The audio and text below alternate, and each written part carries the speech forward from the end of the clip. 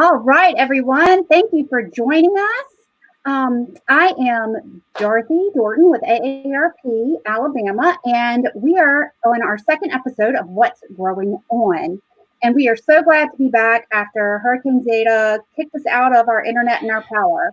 So thanks for joining us. Thanks for bearing with us. And because it did that, you actually get 2 episodes in a row. So we'll have one next Monday as well. And I want to welcome back my co-host, Terrence, with Victory Teaching Farm here in Mobile. Thank you for joining us, Terrence. Thanks for having me. We are really excited about learning about fall gardening. And if people are like me, after the storm, you have the perfect little place that Zeta cleared out for you for your garden. But before we get started with that, as we promised, we are going to answer some of the questions we got from our last episode. And remember, we do really want to hear from you. So if you want to comment in the comment section, some questions, some tips, some ideas, anything you want to ask Terrence about, gardening, please put that in the comments. I'm also going to put her information up real quick. Any episode ideas. Here is her email address. So please feel free to reach out to her and ask your questions, and we'll address them at the top of the show. Okay, so Terrence, here's our first question, and this was from Diane. And she wrote, I love organic gardening, but my production levels are much smaller than they were when I used pesticides and synthetic fertilizers. For example, I only get 3 usable tomatoes from 5 beautiful heirloom plants, and I lost all of my broccoli and cauliflower to pests. What organic pest controls and fertilizers do you recommend to help boost my production? Okay, so I hope Diane is on with us this morning and can get this live. I'm not sure what part of the state that you are in, Diane, because I know there's differences throughout the state of what, pests and issues that there may be. From experience here in South Alabama, we typically have not used a lot of pesticides. We've not used anything that is not rated organic. We have tried to focus more on beneficial plants and companion planting. So for instance, I'm just going to throw out cabbage. Because that's something that everybody's probably getting ready to plant if they're going to plant cabbage for, their fall winter gardens, or it's already planted.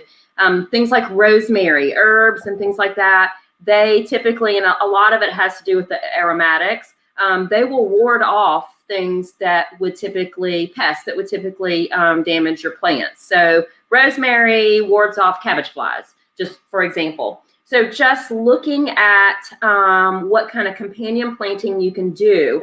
The other side of that too is planting for beneficial insects. So not only do you have beneficial insects that will come in and pollinate and do those types of things that are needed, you also have those that will feast on those insects that are not beneficial, the ones that are damaging your crops. As far as products, there are a lot of organic grade products on the market that have been approved for organic use. Fish emulsion as far as fertilizer, and this is something that has been used for centuries, I would say, or decades, or however long. I don't want to specifically say how long, but fish is very, very high in nitrogen. And so people used to, and still do, if they have their fish that they've caught, they'd cut the heads off and any scraps, and they put them down in their planting hole with their plants to have a constant source of nitrogen to get those plants healthy. You can buy fish emulsion in your local gardening centers or big box type stores that have gardening products. But there is a lot of organic grade type pesticide and fertilizers. You just have to find them. There's always a section. There's things such as neem oil and really just researching the organic methods. But we have had a lot of success at the teaching farm. Now we're right in the middle of the city, so we're not really surrounded by woods or anything like that. So maybe our pests are a little less. But we have typically always just used companion planting and fish emulsion and been successful at that. So I wish you luck, and hopefully you can convert back to more of an organic based gardening. Awesome. Thanks, Taryn. Thanks for that answer. That was really good. And so, yeah, companion plants and fish emulsion. So that sounds really interesting. Awesome. Thank you so much. And we have one more question. And this was from JC. And he was actually asking about the teaching farm.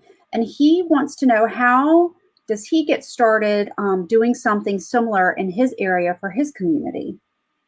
Okay, and so again, JC, I hope you're listening today. So the first thing is you need a plot of land. And so you can connect with your city, other nonprofits, faith-based communities. A lot of these specific organizations and entities have land or space that is available for use. We went the route of establishing ourselves as a nonprofit in the beginning. That way we could apply for grants from the Department of Agriculture and different other entities in order to help fund the project. But really the first thing you need is land.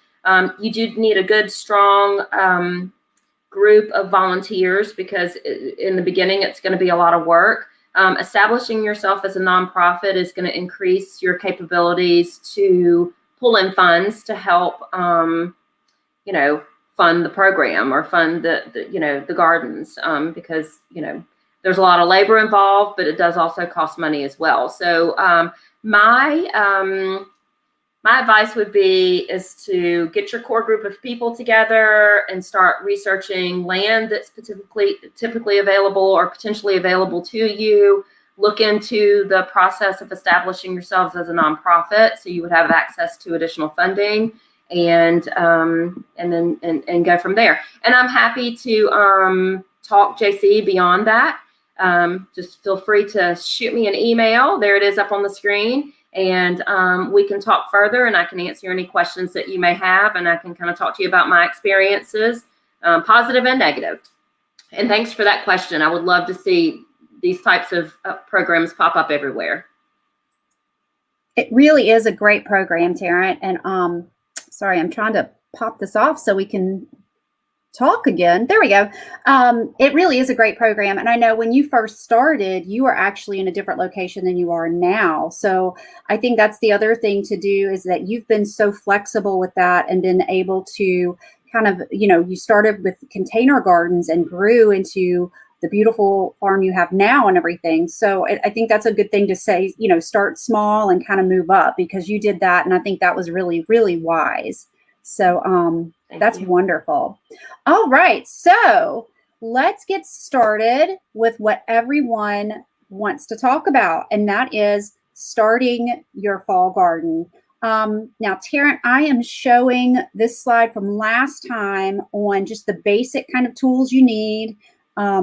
And, just, the gardening gloves, the pruning shears, the watering can or hose, just that kind of stuff. So what are some things that we need to know before we start planning?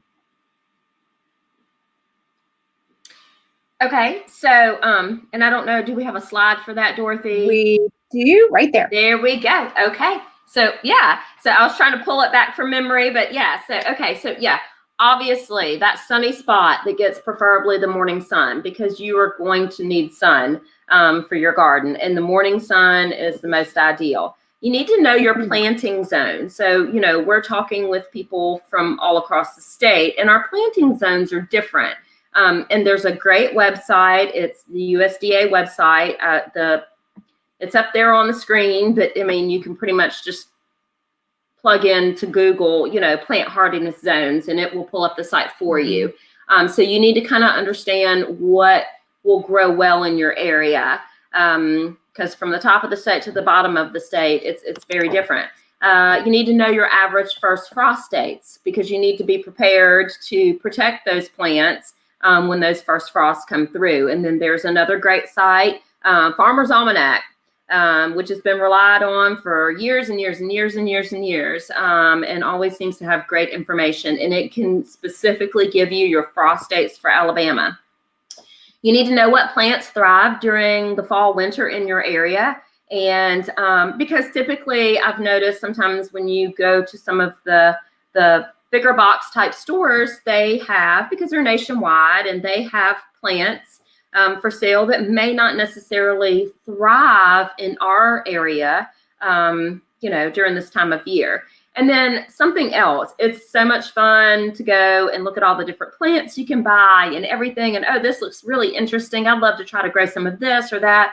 Really, honestly, if you're growing your garden because you want to have food come from your garden, you really need to plant only what you know you will eat. Yes, some things are beautiful and they look like a lot of fun to plant. But if you know you're probably not going to eat it, it's just taking up space in your garden. Yeah. That makes me laugh because my dad, who's a retired agriculture teacher, and no, I did not get the green thumb in the family, but he has a humongous garden in his backyard, and he's retired, so that's his hobby. And I know he will grow and grow and grow and give away and give away and give away. So I'm laughing at the only grow what you can eat, because he definitely needs to probably take that a little more to heart. But that's some great information, and especially with the know your zones, because again, my dad lives in North Mobile County, and there's actually a difference from South Mobile County and North Mobile County as far as the zones. So I know it gets a lot colder up there. So it really is good to know that stuff. We have a question, and this one we may be able to get to later in the show because we're going to be talking about some veggies. But this is from Tamara. I'm disabled and living in low income housing. I'm trying to build a DIY table type of greenhouse to grow veggies. Very smart. I've never grown anything other than tomatoes and bell peppers, but wanted to do some fall gardening. Any suggestions on the best veggies to try? She lives in Huntsville. So I think we're probably going to get to that answer in just a little bit, Tamara, because we're going to talk about hardy vegetables and stuff, and we'll definitely come back around and talk about maybe what you could grow in a tabletop greenhouse or maybe some pots or something. So we will get to that. She has a second part to her question I'm seeing as well. So I don't know if we'll have enough time to cover the entire question in detail, but we could at least, hit on it if we have a minute. So absolutely, we sure can, Tamara. That's another great question. So we will definitely touch on that and maybe go into more in depth in next week's episode once we have some time to kind of research and everything. So good questions. Thank you. Okay. So we have our spot. We know our zone. We have some potential frost dates. So here's the part that we've all been waiting for, and that is, what can we plant in our fall garden? All right. So Tarrant, you gave me some things to put on slides. So we have our hardy varieties and our semi-hardy varieties. Can you tell us a little bit of difference between what hardy and semi-hardy means? Okay, so the hardy varieties are things that can withstand a certain level of frost. All varieties will not sustain a deep freeze, a really hard freeze, and I believe, don't quote me on this, but I believe a hard freeze, at least in South Alabama, is when it drops below somewhere in the 20s and goes on for several hours. But the hardy varieties can withstand frost. They can even withstand a little bit of, of snow, or just depending, but typically these hardy varieties are the ones that will withstand those first frosts. So if you're looking at your frost dates, these are the ones that typically you may not necessarily have to cover if we just have a light frost. And so those are broccoli, Brussels sprouts, cabbage, Chinese cabbage, carrots, collards, kale, kohlrabi, onions, radishes, spinach, turnips, and leeks. And so they typically can withstand, those first frosts that we have. And actually, with a lot of your greens, a light frost actually causes them to get a little bit sweeter. So it's actually a good thing a lot of times. So these are the ones you don't typically have to worry as much about. And then when you have a freeze, it may damage the leaves and things like that. A lot of times, if you're going to have a deep freeze, specifically up more North Alabama, a lot of this you will want to go ahead and harvest. Your root vegetables, like your carrots and your radishes, your turnip roots, things like that, they typically will be a little bit more resilient in a deeper freeze, especially if you're mulching around them with leaves or straw, to kind of keep that warmth in the soil. Okay, great. That is and I love the idea that they get a little sweeter with the frost. So that's wonderful. So now is the time that you can plant these. Is that correct? Like around this time, or is that something that you need to look at your zone for? You need to look at your zone, but quite honestly, from the middle of the state down, I mean, at this point, everything should be a transplant. Planting from seed, we're too late on that, because if you look at the list on the hardiness zones, it's starting from planting from seed into maturity, and so that typically starts July, August for most of these vegetables. But if you've got transplants that are already mature that you're buying from your local, gardening center, then typically you can go ahead and put those in the ground now, and they're kind of a quarter to halfway to maturity for the most part. And I know down here, and I wish I had more experience with up north, but down here, we go well into March and April with a lot of our greens and our kale and those kinds of things before. Now, broccoli and things like that, they typically, because they like it a little cooler, but the greens actually, which I know we're going to get to greens because that's what everybody wants to talk about, but the greens, they will last well into the first, couple of months of the year. So you can definitely plant those now. You may not have your greens for Thanksgiving dinner, but you might have your New Year's greens if you start now. Oh, perfect. And that's with those transplants, not seeds. Awesome. With transplants. And that's really good to know, because Lord knows we need all the luck we can get in 2020. So now we're going to talk about some semi-hardy varieties. And like you said, here are greens. And so what does semi-hardy mean? Does that mean they're a little more delicate? Yes, they are a little more delicate. Lettuce specifically will wilt very quickly. And so, and the cauliflower, it's a little more hardy, but not as much as the other. Our mustard greens, I know down here, they withstood our light freezes throughout the year. But anytime there's a hard freeze, they will also kind of just melt. And so these are the semi-hardy varieties that when you have these frost or freezes, it doesn't hurt to cover them and protect them.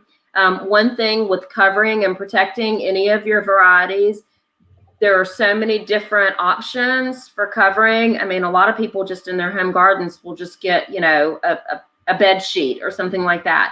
One thing I will discourage against is using any kind of plastic, because plastic will hold in moisture and can typically burn your plants up even worse than they would if they weren't even covered. Okay, so that's a great tip for Tamara, who was asking about the DIY greenhouse. So that's a really good one. Awesome. So no plastic, because that's the first thing that I think of is plastic, and it holds all that heat in and everything. But that's a really good idea. So bed sheets, but it holds in the moisture as well. Right. So bed sheets are better, things like that.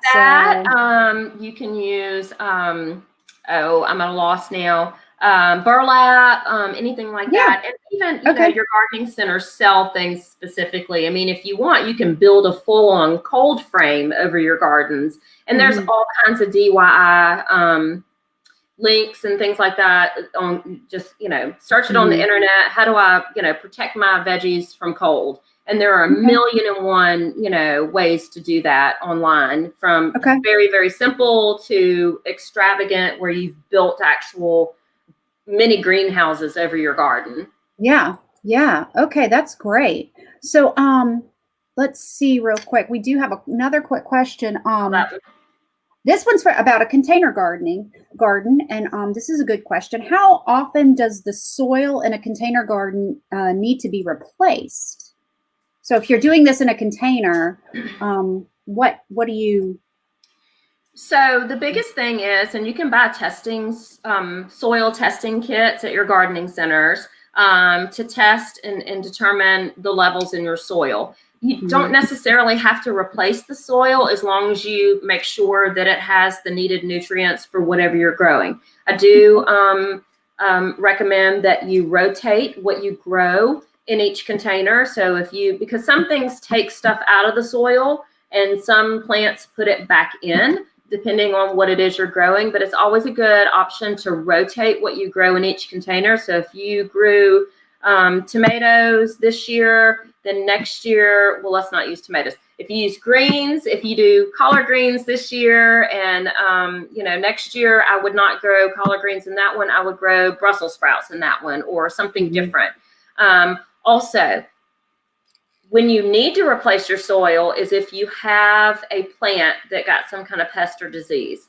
A lot of times diseases are soil borne and they come out of the soil. And so at that point, I would definitely, if you have something that became diseased or with pests, I would definitely replace the soil. And I would not throw it in your compost bin or anything like that. I would just dispose of that soil somewhere where you're not going to be growing again or composting. But that's definitely the time you need to replace the soil, is if you've had some kind of sickness issue with your plants. That's a really good point. And going back to the container question too, are these pretty good? Are any of these better than others that might be able to grow in containers? Is broccoli better than cauliflower, or what is there anything that really does thrive in containers? So your root vegetables like beets and rutabagas and carrots and things like that, turnips, radishes, you can grow those in containers. Cabbage, broccoli, you can grow them in a container depending on the size. But like, for instance, with cabbage, you're just going to have the one cabbage in the container. So those types of things are better grown in a garden area in the ground. Right. Okay. You can grow a pot full of radishes. It just depends on how big your pot is and how much you're going to get. But with your root vegetables, you're just getting the one-time harvest. So once you grow them and pick them, there's nothing else, beyond that. It just depends on what you like to eat and what you want to have and how much you want to grow. Okay, great. No, that's good to know. So I know a lot of folks are doing some container gardening these days. So another great question from Tamra here. I heard eggshells are good to add to soil for fertilizer. Is that true, or have you heard of that? Yes, they are absolutely. So if you're going to, you can actually compost directly into your garden. And we'll actually talk about this more next week when we talk about a healthy garden is a happy garden, because we're going to talk about these things. But yes, so be sure to join us again next week, Tamara, because we're going to go into great detail with this. But yes, eggshells are a definite great source of nutrients for your garden. Awesome. Great. Yeah, I cannot wait for next week's episode, because that's the a healthy garden is a happy garden. So we will be going over all of that good stuff. So I have one more question for you, Taryn. It's a very important question. What is your favorite fall veggie? So it's actually, I love them all, but my favorite is greens.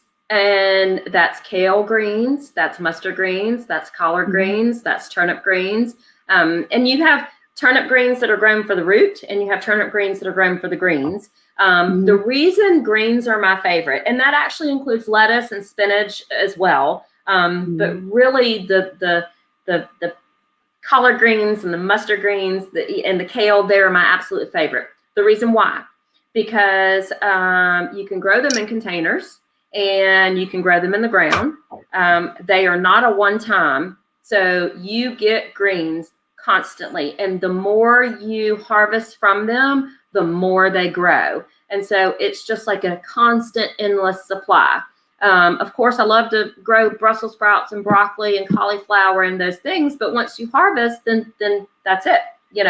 Unless you've replanted, once you harvest, you don't have any more. But with your greens, from here on out until it gets warm enough to where they're ready to go to seed, you'll have a constant supply. And that's why greens are my absolute favorite. Like I said, you can plant them in the ground, you can put them in containers, and the more you pick, the more you get. Oh, that's great. That's good. I like broccoli, but I didn't know all of that. So that makes perfect sense. But I was going to have to say broccoli. And, if you're listening now, put in the comments what your favorite fall veggie is. We'd love to know. And this is another great question from Pam. And, I'm actually seeing another future episode form here. What materials are safe for a raised bed for disabled on a budget, or containers that are safe materials? Disabled need raised gardens many times. And you're absolutely right, Pam. And actually, that was one thing that AARP and Victory Teaching Farm collaborated on, was building a raised, handicap accessible raised deck garden, where there were raised areas and for people in wheelchairs or people to stand without having to bend over. So I think this might be, and with Tamara's great question too, this might be something that Tarrant, you and I can maybe work on for a future episode, is Absolutely. talking about some small space gardening for people who may not be able to bend over or get on their hands and knees in a garden, but still want to enjoy that. So great questions, really great questions. And those are questions too that, like I said, we could form a whole episode around, because there's a lot of information out there. So, and there's a lot of, I'm sorry, Dorothy. No, go ahead, please go ahead. It's coming out, I want to say. I know. And there's also a lot of gadgets and things that you can get from gardening sitters that aren't expensive, that can help with that as well. And then I saw one more question about asking about, and this is going to be next week too. So Ann Harvey Hales, I hope you'll join us next week as well. You asked about coffee grounds. Yes, coffee grounds, eggshells, but we'll have a whole list of things that will make your garden happy and healthy next Monday. Yes, absolutely. Next Monday at 10. And again, guys, these are such great questions. Pam and Tamara, thank you so much. You've kind of gotten our wheels turning on some stuff. So like I said, while we can't answer in detail today, maybe we can revisit at the beginning of next week's show. And then maybe we can talk a little more in depth and maybe dedicate a whole episode to talking about raised gardens and accessible gardens for people who need that accessibility. I think that's a great topic. So thank you for giving us that topic. You're making our job easy. Thanks. So yes, next week we are going to be talking about a healthy garden is a happy garden. And that's going to be really exciting, because we're going to be talking about all of these great questions that y'all are having. So it's just going to be a whole episode on eggshells and coffee grounds and all that good stuff that we all have. And stinky fish emulsion. Stinky fish emulsion. I know, when you were talking about fish emulsion earlier, I was like, ooh, that's not for indoor gardening. No. And it smells like what you think it would smell like, but your plants love it. So I can imagine. Well, if the plants love it, then that's what we're here for. So again, guys, thank you so much for joining us. I am going to put Tarrant's email address back up here. For everyone, you can email her. You can write in the comments on Facebook, even after this show. This show is recorded, so it will be available on Facebook and YouTube, AARP Alabama's Facebook and YouTube channel, indefinitely. So please add your questions. Tarrant and I are go back and look every now and then. I'm also going to post these slides that you saw into the comments of the Facebook section of this episode. So you don't have to wait for that. There's going to be, I'll post the hardy varieties, the semi-hardy varieties, the need to know with the websites. So you'll have all of that information in the comments on the Facebook page, AARP Alabama's Facebook page broadcast of this. So again, let me pop up the episodes here. A healthy garden is a happy garden. We're going to talk about indoor gardening on the 30th.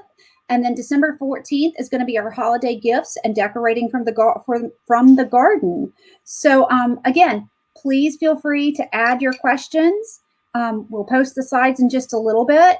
And Tarrant, you are just wonderful for all of this information. You're the encyclopedia of gardening. I so appreciate it. I know our folks do too.